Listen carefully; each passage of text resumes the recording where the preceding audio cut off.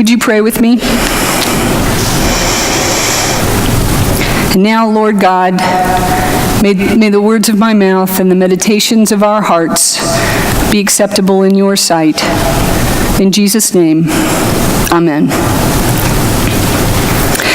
Do you remember the feeling you had when you were a child and you were heading into some big event, say a family wedding or a graduation ceremony? And you were wearing your best clothes, stiff material buttoned to your neck, scratchy, lacy, stupid underwear itching your legs, or stupid fake ties strangling your throat. And just before you stepped into the room, and that would certainly be the end of you, the end of your life, your mother would turn to you and she would say, "Now, be good." Or worse, she might say, "I am counting on you children to be on your best behavior." And you knew the way that you know things, the way deep down in your heart, you knew that you were doomed. There was no way you were going to make it and sit through this entire event. One of the worst punishments I ever got was after the graduation ceremony for my father's master's degree. And honestly, seriously, who expects a 7-year-old to sit still for 3 hours of speeches and lists of names?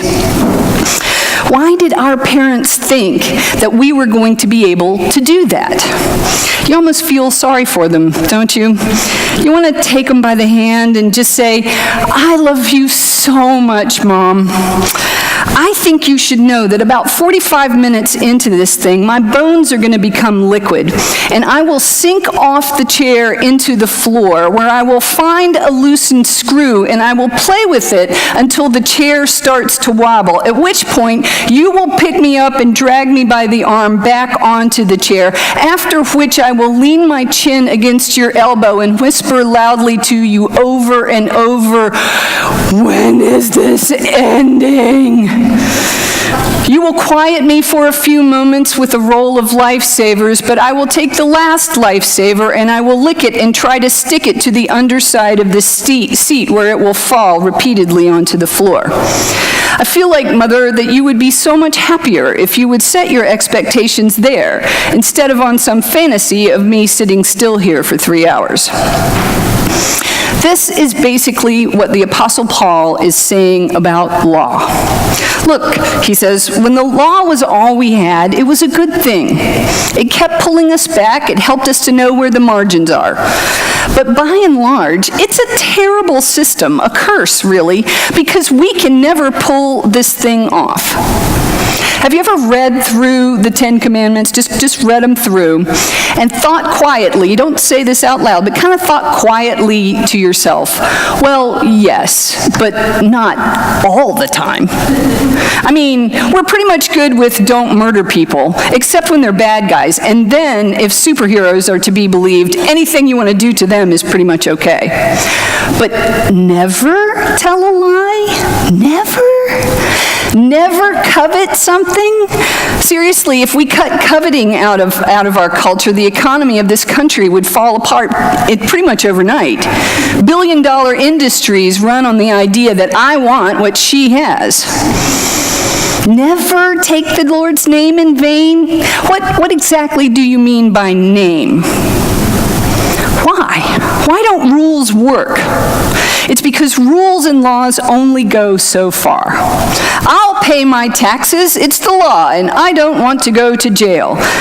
But I mean, does the IRS really care that I made a little extra money on the side? It's not like they don't have plenty of my money, plenty of all my money.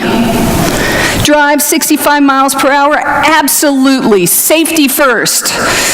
Only there aren't usually a lot of cops on this stretch of the highway, and that guy's going 80, and if I get right behind him, I will probably be okay.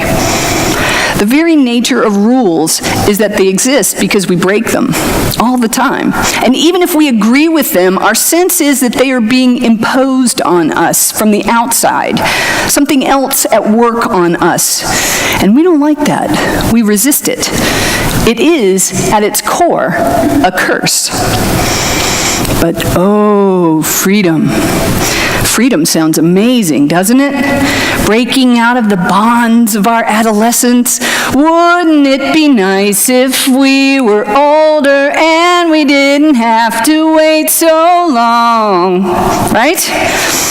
I love talking to young people when they are home for their fall break after their first semester of college. You ask them, how do you like college? And joy bursts out of their eyes. And they answer with the calm wisdom that they have gained in those 2 months.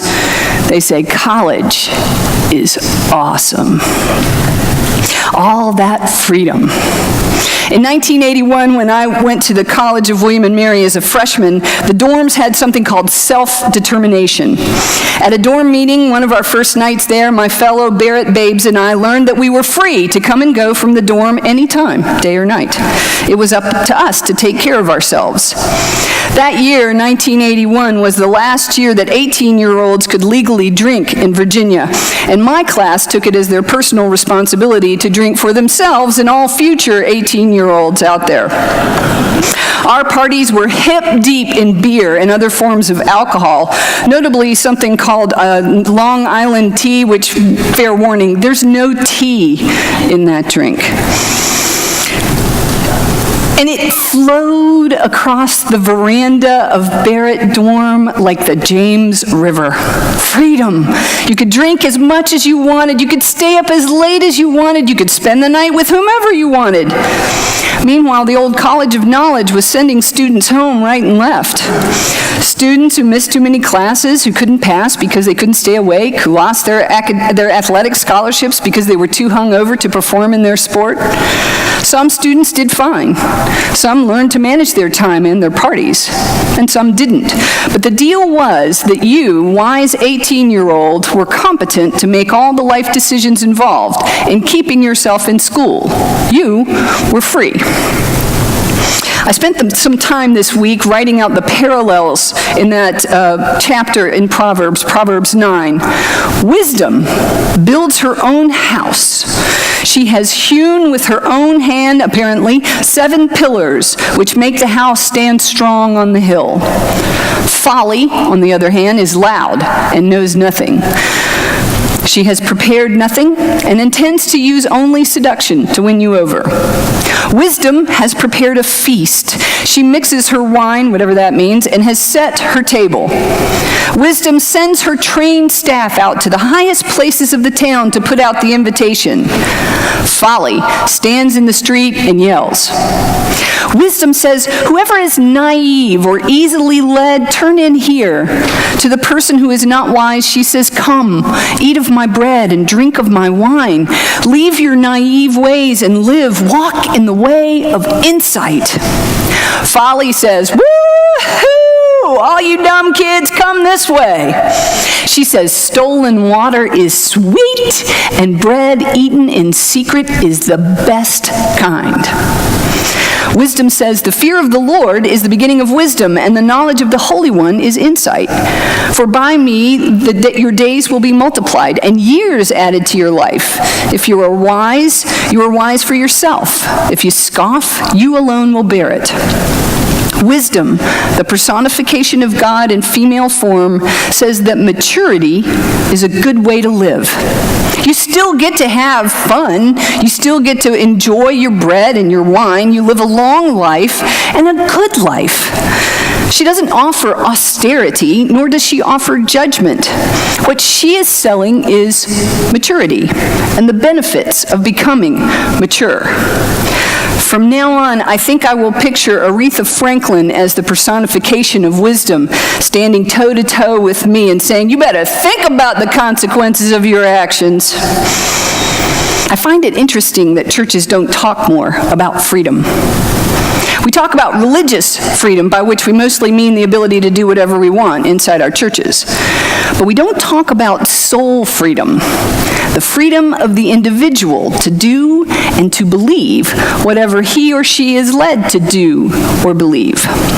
I tried to think of a sermon I had heard on Galatians 3 through 5, and I think there may have been one or two, but I can't think of any specifics. And I know for sure that the sermon didn't end with someone telling me that I could do anything I wanted to do. In Galatians, Paul is excoriating the church at Galatia from a distance. I can imagine that whoever read this aloud to the people has to stop at several junctures and wipe his or her forehead and say, remember, I'm not the one saying this. It's Paul. I'm just reading it. Paul is using a standard literary form of his time. It's one called rebuke request. In this form of the letter, there's no thanksgiving at the beginning of the letter. There is only a rebuke. When Paul says, I am astonished at the beginning of the letter, it is the equivalent of the Southern, I'm so disappointed in y'all, I can't even speak. Letters of rebuke have a purpose. They are written to instruct the readers on how they can return to the correct path. They give specific explanations about why the behavior they are carrying on with is so wrong and how the readers can make it right. So what's the problem in Galatia? It's twofold. One, they have fallen into tribalism, my group, your group. Second, they have reverted back to a theology of judgment and law. Galatia, at this time, is a very big piece of land. It's a huge place. You've heard of Ankara. Ankara is one of the places in this big swath of land. And it's got a very diverse population. It has Romans, it has Greeks, it has Celts, who invaded 300 years before and set up land there. The same Celts who are hanging out in the British Isles have come over, and they're in this area in Galatia. It has Jews who worship God. It has Romans who have built temples to Zeus and to their emperors. It has those who worship the mother spirit in that Celtic kind of sacrifice a bull way. And the church at Galatia is made up of a mishmash of those populations, and someone, probably some kind of disgruntled ex-chair of deacons, has suggested that all those Gentile pagans need to become proper Jews before they become Christians. In other words, they need to get snipped, circumcised, made perfect in body and in spirit. And what Paul knows is this, that snipping thing, that circumcision thing, that is a deal breaker for Greeks and Romans, probably for the Celts as well. Greeks and Romans are body worshipers. The human form is sacred just as it is. Think of all the naked statues out there in Greece and Rome. They worship the body, and they are horrified by circumcision. The Greeks, when they ruled in Judea, made circumcision illegal for the Jews. To them, it amounted to criminal child abuse. They also kept putting up naked statues in the public squares, which the Jewish people would knock down in the middle of the night while they were taking their baby boy hidden in the wheelbarrow to the rabbis to have the midnight snipping. Paul understands this, and what he knows is that if this church is going to succeed, it will need to listen to the voices of these Gentile converts along with the voices of the Jewish ones. This is not a new Judaism. It is something new and different, a new world order, one without law and the requirements of circumcision and gender separation. These are big deals. Think of it. Women standing up in worship to read sacred scripture, touching it with their hands.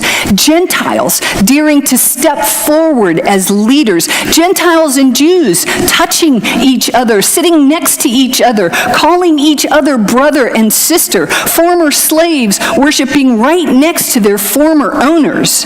Big stuff.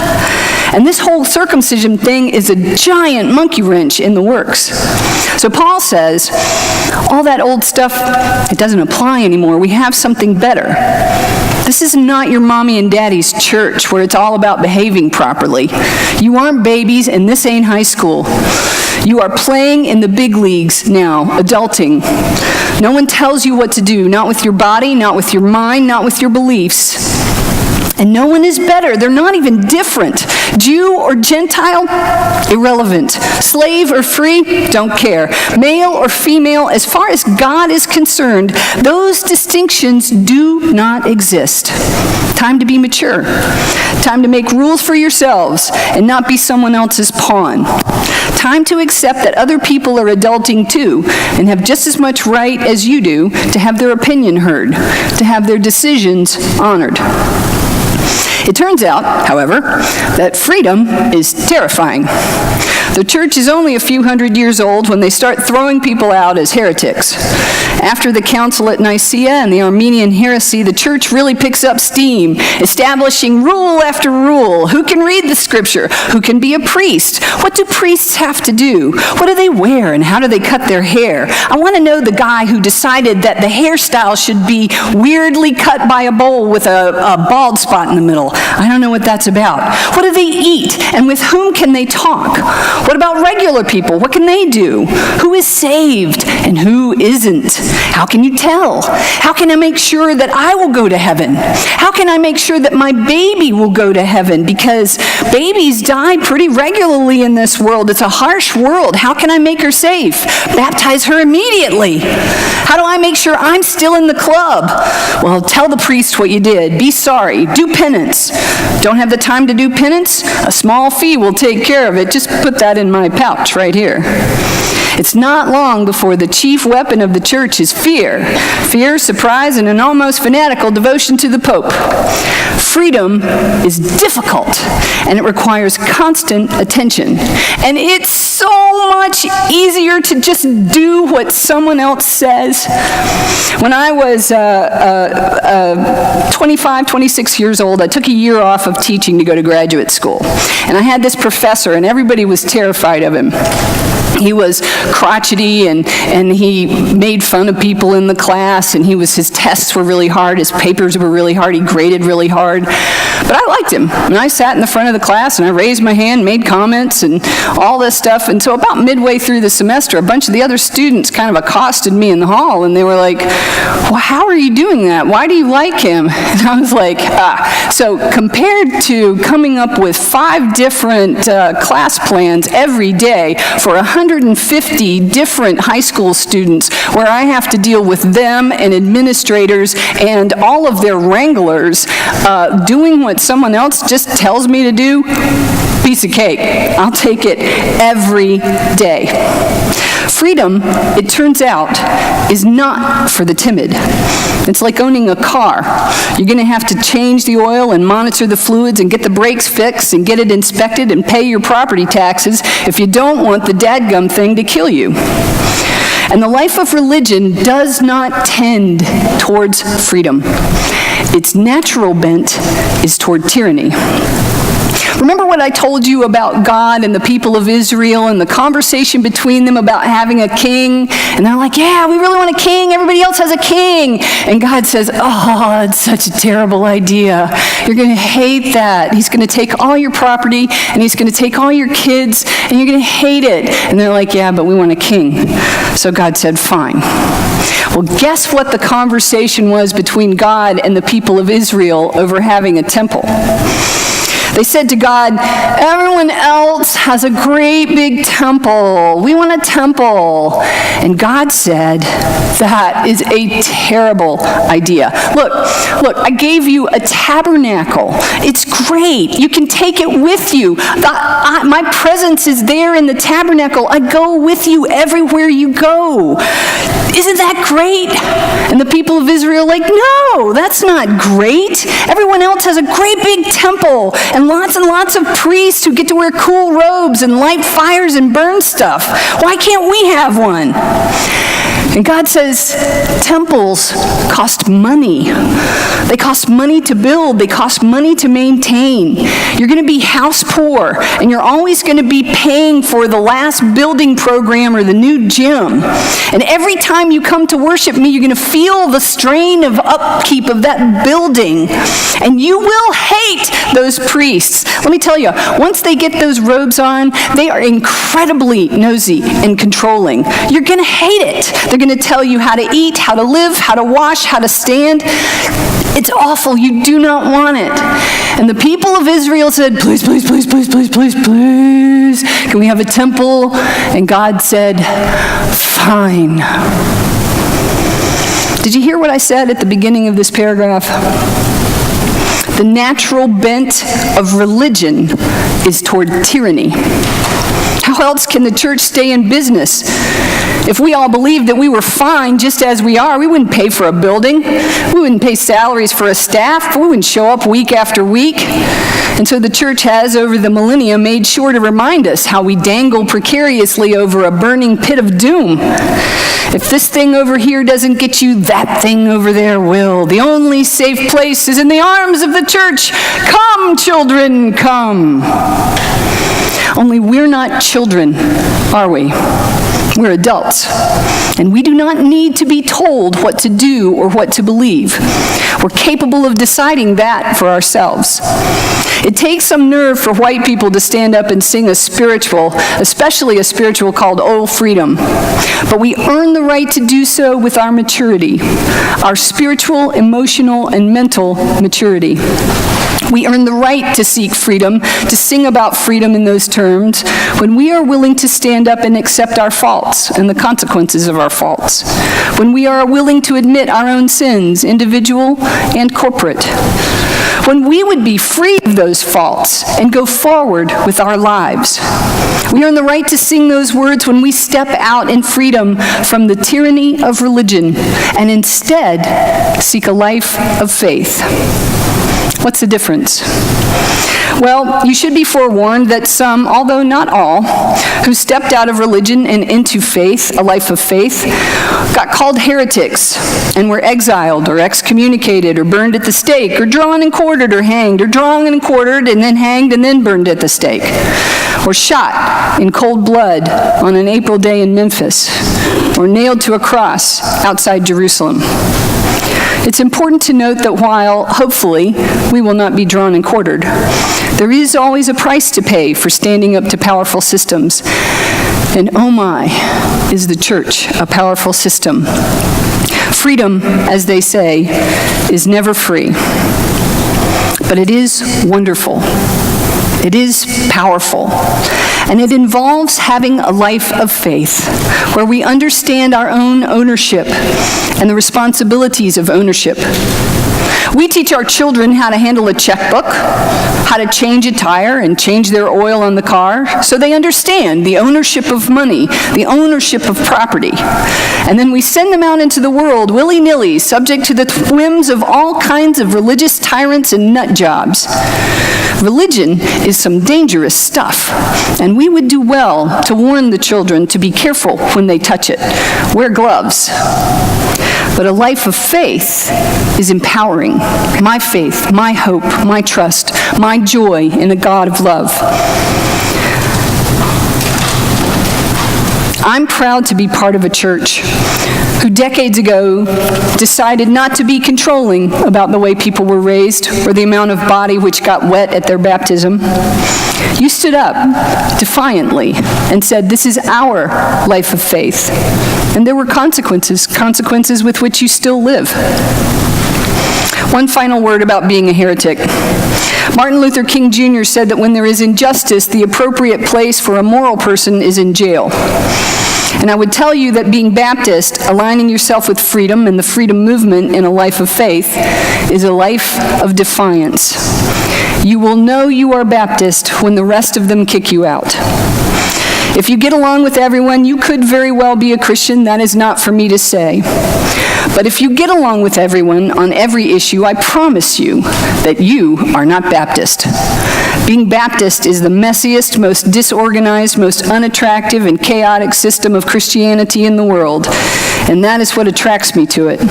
God cannot be controlled. A life of faith is not a life in control. It is a life of ceding control to something larger than ourselves. A life of faith in community means that I am not the boss of you, and you are not the boss of me.